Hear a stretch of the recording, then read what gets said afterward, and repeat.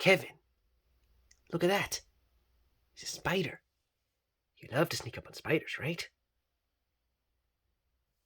Don't you? Get closer. Now you can. Now it's in sight range, right? Oh, you see it now. Don't you see it? Don't you want it? Come on, weren't you chasing it earlier? No? Oh, you see it, don't you? No? Where are you going? No, it's over there. No, why are you coming back to me? No! Look, it's over there, see? Don't you see it? It needs to move. It's over there. It's a big one. You're looking right at it. I know you can see. I know you're not that blind. Come on.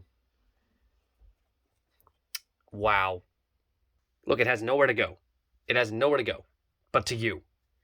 Don't you see it? Look, it's coming at you. Look at it. There.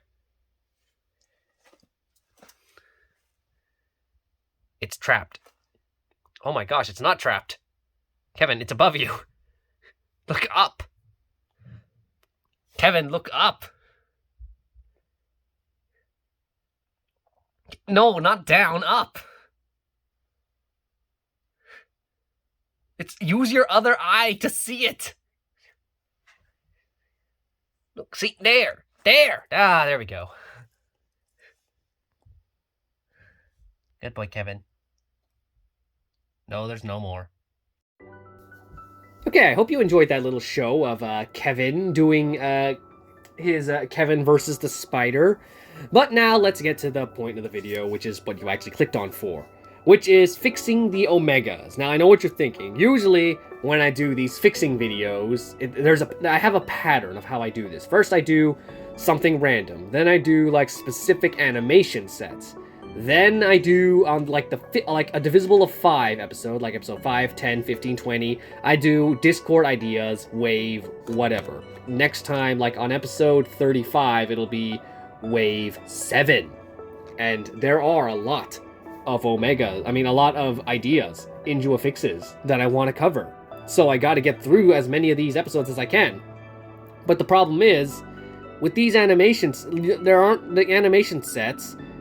I did make a list of dinosaurs I would do and dinosaurs I wouldn't do and dinosaurs I've already done, but that feels very outdated now because let me just pull up the... Who do I pull up? The Oviraptorids. Like, let's say I wanted to fix, not Omegas, the Oviraptors, but I really can't because, like, normally I would just streamline them to be very similar to each other, but now that's kind of irrelevant. Kevin, what are you doing? What are you walking on? Should I just try and climb a wall? Cardboard wall that he can't even climb. Because each of these Oviraptors are so vastly different from each other. Oviraptor here is just... Oh, you have a skin, that's right. Has just like a bunch of different abilities compared to its own Gen 2 counterpart, which is a completely different build. Doesn't even have the signature move of Devious Strike. Like, what about Ovilophosors? Do you have Devious Strike? Yes, you do, but you have also... just a bunch of other different abilities. So, and then Ovilophomolok is even more different. So there's just really not much of a point to me even trying to buff these guys because they're like based on their animation set because they're all just so different from each other. And now it's just like, and even when we get to Phlox, it's like Compsognathus and Compsognathus Gen 2, two completely different builds that are just incomparable. So there really isn't much of a point to me going by animal family, and just, it's more like, in fact, these episodes, especially when we consider that Ludia that none of this is really gonna matter, because Ludia clearly doesn't care about their older creatures anymore. Like, look, like Kentrosaurus got like a bit of armor, and, well, okay, I'll admit their T-Rex buff, that was good, but that's T-Rex, so they're gonna show love to T-Rex. But then, a lot of other animals, like, what's a common? No, not a common. No one's gonna buff a common, because commons are all trash anyway. Gorgonops. Do you really think they're gonna look at Gorgonops and say, oh, hey, this needs a buff? And then they're actually going to give it a massive overhaul that makes it usable, or are they just going to say, oh, replace Distraction with Cunning Strike and call it a day? That's a buff, right? Yeah. So, yeah, there's less motivation for me to... Oh, hey, Kevin, you came to visit. He's on the tracks. There's just less motivation for me to go through each family and fix them. But of course, if there is a family you want me to do or cover, like redo again, if you look at my past episodes, I've done ornithomimids, spinosaurs, tortoises, therizinosaurs, theropods, sauropods, other sauropods, amphibians, dome heads, what else did I do? Raptors, crocodiles, spinosaurs, deer, stegosaurs, ankylosaurs, and all 3 groups of the pterosaurs minus the flocks. But if there's anything else here you want me to cover, then please leave it in comments down below so I know which one you want me to do, because honestly, I'm out of ideas. I don't know who I want to fix anymore, because the game is just telling me not to love these guys, and especially now that they're making non-hybrid uniques and non-hybrid legendaries, and then all these omegas, which are also non-hybrids, so there really is no point for them to adding any more rares or epics. Even epics are gonna be just no... Maybe that's why I'm seeing so many Stegosaurus out in the wild now, because they know that there's really no point in making epics so unique anymore, because it's so hard to find, because now they can just make Omegas the newest, hardest to find creatures in the game. And now, we're gonna talk about them, because I got some fixes for them. Now, you're probably thinking, what are you talking about? These guys are already super OP. Are you gonna nerf them? No. We don't nerf things on this channel. We try to make them better. But this is the first time where I'm gonna make a JWA Fixes episode, where I'm not talking about creature stats, creature abilities. I'm gonna be talking about just how pay-to-win these are, and how to make them less pay-to-win. Because, remember Rexy, when she was the hardest dinosaur to find in the game?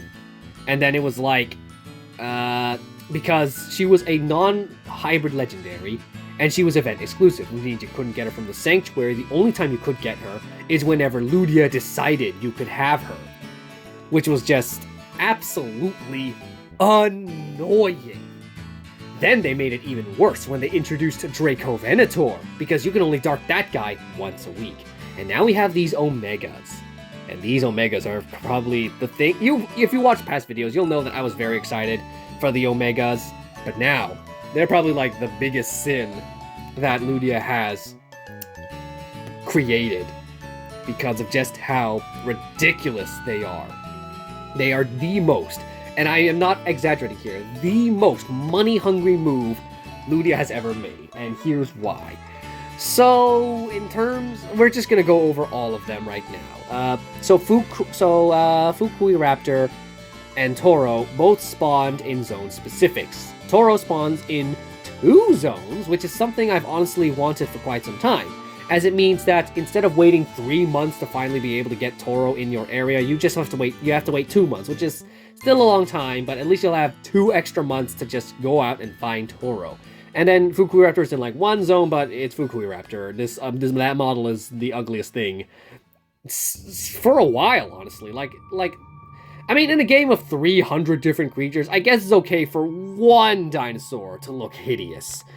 And then we have our, these guys spawn globally, but they only spawn in, like, short range. Which is, honestly, sort of preferable, I guess, because you would, with how much it takes to dart these guys, you want to find these guys at close range. So you don't really want to dart Toro while he's like miles away, and you only get like half of the DNA, so you only end up with like 50 DNA. Wow, that's a horrible looking 5. So I guess it is better for the short range dinosaurs, because as again, I've already complained endlessly about how I feel about the short range dinosaurs.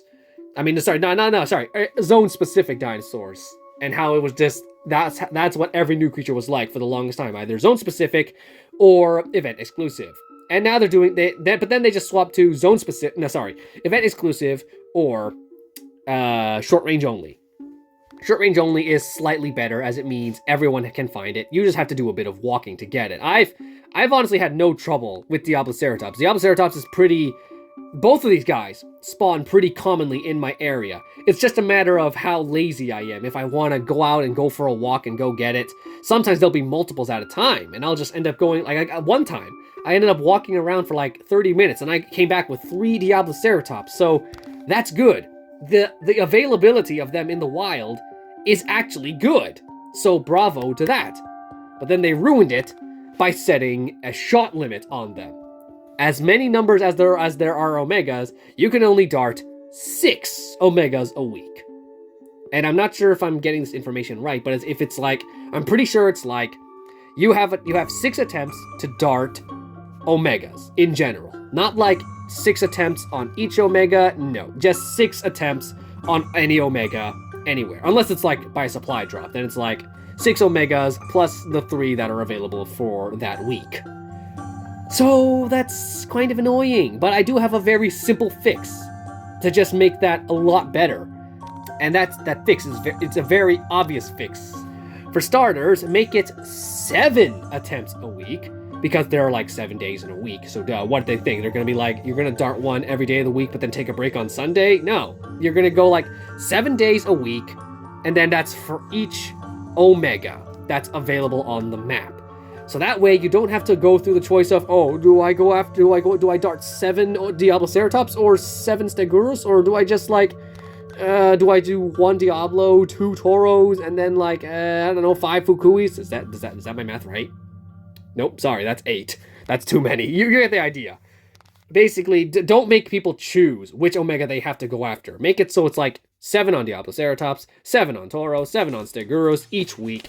That just makes things a lot better. That's 1 of each Omega each day. Or just all at once on one day, and then throughout the week, you're done for the rest of the week. That just makes things a lot better. But we're not done about darting yet, because the amount you get from darting an Omega is 12 per dart, and that's without VIP. The maximum I've got, I usually, the above average, I get like, lowest I've gotten was 70, highest I've gotten is about like 109 estimate. That does seem like, actually no, that's pathetically small amount, especially when you consider that, okay, when it's level 1, it's like, okay, that makes sense. One dart session equals just like all the way to level 5. But then you get to 500 DNA, 1000 DNA, I don't know all the evolution conversion rates, but it's like, it's very expensive after a while, and if it's like 7 days a week, you're only getting like 100 each. Like, let's say it's like you get 100 per dart, so that's like 700 a week. That's only enough for like 1 level until you get to level 10, which it probably increases even more, and it's going to get harder and harder. Uniques take about, 22, 21, about that much. So make it so Omegas get about, let's say 20 per dart sounds about right. So that's times 7. Oh, that's the wrong math, sorry. So that would be about, that would double the amount. So roughly 200 DNA per attempt times 7 days a week. You would get about, if I'm doing this right, 1400 DNA a week. That's still a pretty small amount. I say that's small. That's a big number, but it's still pretty small in terms of how much DNA is needed to level these guys up. But it's a huge improvement. It would be just doubling the amount of DNA you get per week. And that's just with my calculations, because with currently, that's like, you get like 100 each time, times the usual 6-shot limit. That's like 600 Omega DNA, and that's not for each creature. That's just 600 Omega DNA total, and then that's not enough. That's a terrible amount. So, that's all I would do to change the darting stuff. I heard Kevin doing something. What is he doing? Nothing. He's just messing around with the Dreadnoughtus. Okay, that's all in terms of darting. I've already fixed the darting to make it a lot less painful. So now we gotta talk about the real problem here. I actually did a recording of this before, but it was all messy and kinda unstructured, so I didn't really like it that much. So this is my second attempt. So now, in that version, I did find out that no matter what level your Omega is, the stats are going to stay the same, and that's because of these training points. Which, but before we even get to training points, we gotta talk about. So let's, if I just present points. This is the amount. Let's make it so it's actually a good, like like an actual proper dinosaur with proper points. So let's say, yeah, that's speed is also too high. We're trying to make this like a regular tournament creature. Huh, that looks pretty balanced, honestly. Those stats are pretty small. Yeah, I like this. This is a pretty decently statted. Hang on, I don't like that. The attack is a weird number. Hold on, gotta fix that damage. Bump it up to 1500. There we go. That's a good number. So this is basically what you would see in an Omega. Before the training points came in, this is what an Omega would have like. Okay, they would actually have a lot more stats than this, but I'm just trying to say, let's say an Omega came in like this. I thought when they introduced Omegas, I thought when we get to skill tournaments, they're going to unlock or restrict certain abilities depending on the rarities of the tournament, and we're going to use them. It's going to be so cool, but that wasn't like how it was at all. Turns out, even in skill tournaments where everything is supposed to be equal, it will still lock away all your abilities. So let's say, how do I just that thing that keeps popping up is very annoying, man. So if we come into a skill tournament and you still have if you come in with a level 5, it's gonna bump up your stats to be regular up, but then it's also gonna restrict all of your abilities and whatnot. When really I thought, oh, it's a rare tournament, you're gonna have just those abilities available. But turns out, no, it locks away all the abilities. So then you have to unlock the abilities in order to use them in a certain skill tournament. Like if there's a unique tournament, you have to make sure all of these abilities are unlocked. Meaning you need to have an Omega that's level 26, level 26, and then just has all its abilities unlocked to use it to its full potential. So that means if we're going into like an epic tournament, I'm gonna let's say my big one is still like, I don't know, level 5 or something. Again, reset the points, just level 5. Then I'm gonna have one that just has 2 moves and that's it. But then someone else could have spent money on the game and they could have like a level 16, which, okay, they're still gonna have one of these abilities like locked, but they're still gonna have like this unlocked and then another. Okay, that's also gonna be locked. Sorry, those are the abilities. It's gonna have 2 more abilities over mine, which really upsets the balance, and it's just. That's not cool for a skill tournament where things are supposed to be on equal playing field, that someone gets to have a big one that's just better than mine. It's just not cool. Like if it was like a regular tournament where it depends on how many boosts you have, then it would make sense. But here, in a skill tournament where everything is supposed to be level 26, everyone's on equal playing field, and the Omegas are allowed to be, except for Omegas, which are like, oh, they can have, depending on how much money you've spent on the game, your Omega can be better than someone else's Omega in the game, which is just so scummy. Then we include the fact that these guys will have, if I just reset the level, training points. So then mine, if I just go back down, can have like level 13. Maybe it'll have like a little bit of health here, and a little bit of damage there, and a little bit of critical chance there. And that would be my Omega in a skill tournament. But then someone else who just leveled it up to level 20, who somehow spent hundreds of money on the game and got level 26, they're gonna have this. My tiny baby clever girl is gonna be fighting their big one. Oh, that is very unbalanced, especially when you consider that if I was to max this dude up to level 26, you can end up, where's the critical chance? The big one can actually have a whopping 100% critical chance. And then you can up the damage even, well, you can't. I could honestly sacrifice a little bit of speed to boost up that damage if I wanted to, and then we could honestly end up with I did this earlier. There we go. And then we can have like an Omega that just, okay, come on. Really? Okay, let's go to 130. And then just, really? Okay, let's remove that critical chance, honestly. Basically, someone can just customize their big one to be like this monster, this absolute monster of a clever girl, and I'm not going to be able to stand a chance against that, which is why these training points, which I thought were going to amount up to nothing, are actually even more game-breaking than anything else in the game, and the fact that they're exclusive to Omegas, oh man. So how do we fix this? Well, obviously make it so that Omegas, They don't it doesn't matter if you have one level 6 or level 32. Sorry, that's not even a real level here. That's level 30.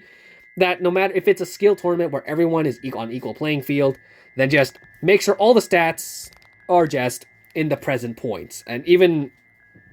Okay, that's still pretty OP. But at least it's balanced enough. Like, let's say... Okay, if I reset again, reset everything. Let's say it's a legendary tournament. And then we bump it down to 16. Then we click present points, and we end up with this spread, which is... kind of pathetic? Kind of pathetic stats? Honestly, they could just scale it so they can decide what the Omegas are like during a tournament like that, rather than just make it so that some little kid with their little baby big one is just like coming in with a level 6, and then just very pathetic looking stats, and then someone else is just coming in with like their level 20, and then can just have even more stats compared to it. It's not fair. I know it sounds very childish saying it's not fair, but there's literally no other way of saying it. The game has become unfair with these Omegas, which is very upsetting for me, because you should all know that I was very excited for these guys. And now that I found out they're just the most money-hungry, game-breaking things added to this game, it just hurts, just watching this game. Every time I get my hopes up about this game, Ludia finds a way to just take that hope and squish it. Absolutely squish it. Like Disney Heroes, I can actually play. It's also every other game is paid. What is Kevin? Kevin! Oh, big save there. Kevin nearly tried to squeeze his whole body in a really low shelf. He could have squished it. Kevin, do you realize you could have killed yourself? How do bearded dragons survive in the wild, man? I was about to get into a whole rant about about how much more positive I feel about other app games I play. I currently play 2 other mobile games, Pokemon Go and Disney Heroes Battle Mode.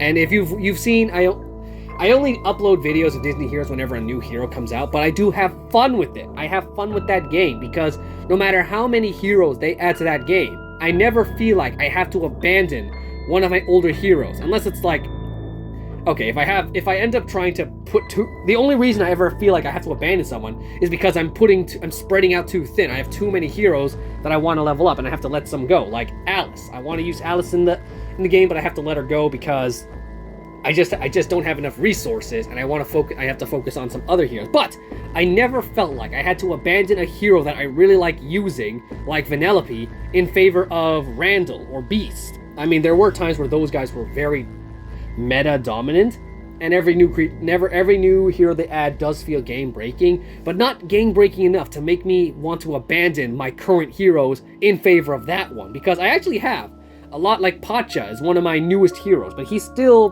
not as, I mean, he is strong, but for some reason his power level is nowhere near as strong as Vanellope's. Vanellope is still my strongest hero, despite even if they release I'm currently leveling up Negaduck, but I know he's not going to be as powerful as my Vanellope. But I like leveling up Negaduck doesn't make me want to give up on Vanellope, if that makes sense. And in Pokemon Go which is basically a better. Okay, there are some bits that I like that are like better or worse about each game, pros and cons in each one. But Pokemon Go is slightly more enjoyable in terms of going out and catching Pokemon, because one, it tells you where something is spawning, and I can, like, if there's a Tyrant in the park, I can say, oh, I'll go get it. But then when Jurassic World Alive has something like a Diabloceratops up the street or up the hill, I'm like, do I want to get it? Do I feel like getting it? Not really. It all depends on how lazy I feel. But then Pokemon Go, I'll be like, no, I want to go get that. I want to get that Tyrant because I really like because I know I'm guaranteed to get a set amount from that Tyrant, and it's gonna go into my current Tyrant, and it's gonna be good. My Tyrantrum is, I have like 2 Tyrantrum. No, I have 3 Tyrantrums, and all of them are pretty decent. They're a little slow for my liking, but they are good. So basically, yeah, this game, the more it updates, the less I want to play it. But the other 2 games, the more Disney Heroes updates, I want to play it still.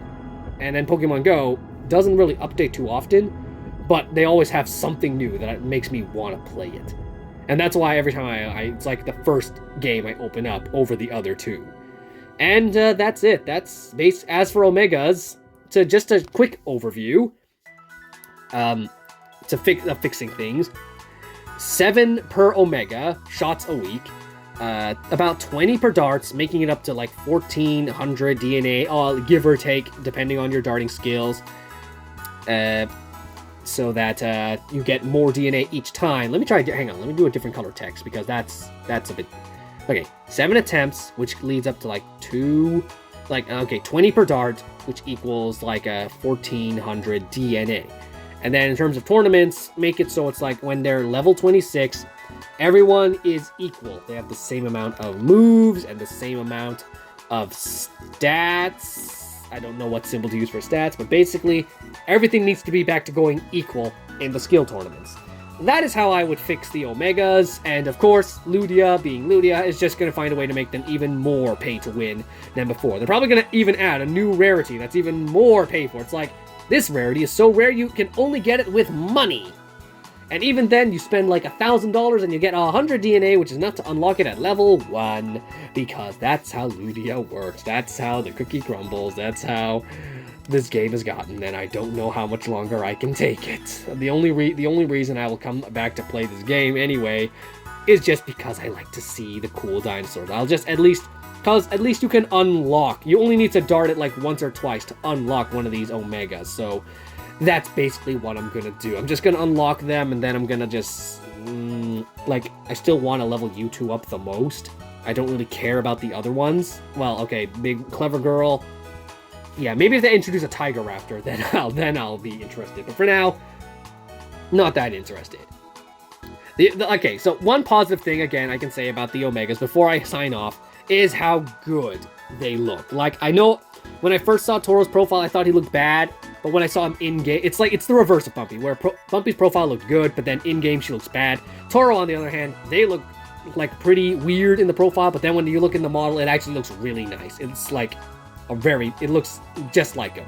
Clever Girl is also a very, this one looks very friendly-faced raptor, but in the game itself, she actually looks quite nice. Like a nice raptor. Kevin, what are you doing?